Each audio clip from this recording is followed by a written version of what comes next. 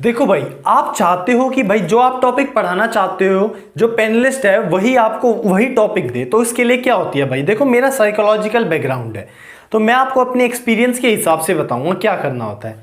देखो जनरली जो आपका केवीएस का इंटरव्यू होगा उसमें ना बहुत बच्चों का इंटरव्यू होगा, तो ना वो यार एक टाइम पे ना वो फेड अप हो जाते हैं यार, वही वो पोएम चल रही होती है सारी की सारी वही रिपीटेड में। तो भाई आपको ना सबसे जो यूनिक तरीका है कि भाई आपका टॉपिक पसंद हो, उसके लिए सबसे इंपॉर्टेंट बात है कि आपका टॉपिक यूनिक होना चाहिए। जी हाँ भाई, देखो आपसे वो पूछेगा कि आप क्या पढ़ाना चाहोगे, तो आप जैसे ही बोला सर मैं ये पढ़ाना चाहूँगा, तो फिर कहेंगे नहीं कुछ और, ये नहीं फिर कुछ और। तो जनरली वो टॉपिक्स ना वो अवॉइड वो इसलिए कर रहा है, वो या तो पहले से कोई पढ़ा के चला गया होगा।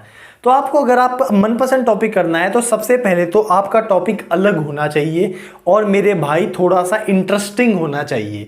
जैसे कि मैंने अपने AWS के स्किल टेस्ट में जो मेरा था, तो मैंने अपना टॉपिक चूज करा था एक्सपेरिमेंट्स विद वाटर। भाई साहब मतलब देखो प्राइमरी लेवल पे लगभग क्या है, देखो बच्चे ना ज़्यादातर अपनी जो अपने आप को दिखाने के लिए कि भाई हम इंग्लिश आती है, हमें हमारा इंग्लिश एक्सेंट इतना तगड़ा है, वो ज़्यादातर ना इंग्लिश की पोएम करेंगे मुश्किल वाली ज़्यादातर दिखाने के लिए। और जो वो बचना चाहेंगे वो अपनी हिंदी विंदी की जो भी एक्सप्रेशंस के साथ करना चाहेंगे थोड़े बहुत। मतलब कहने का मतलब है कि जो यूट्यूब पे कॉपीड कंटेंट चल रहा है ना वो ज़्यादा चल रहा है, तो उसको अवॉइड करके कुछ क्रिएटिव सोचो, कुछ क्रिएटिव।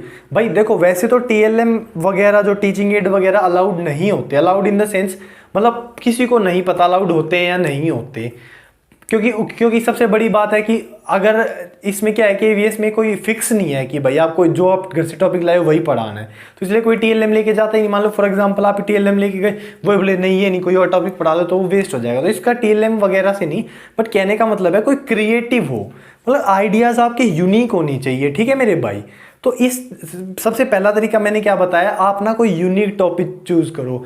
जो एक कॉमन टॉपिक्स मार्केट में सर्कुलेट हो रहे हैं जिनकी वीडियोस बन रही है वो मत करो, क्योंकि वो हो सकता है वो भाई एक बात बताओ मान लो फॉर एग्जांपल 4 चने वाली है, वो आपने कर ली पोएम डन कर ली, आपसे पहले उसे कोई अच्छे से एक्सपीरियंस टीचर अच्छे से पढ़ा के गया होगा ना, तो आपके नंबर अपने आप ही कम हो जाएंगे। फॉर एग्जांपल उस एक लड़की पढ़ा के गई जिसको बहुत एक्सपीरियंस है, उसको उन्होंने 50 नंबर दे रखे हैं 60 में से।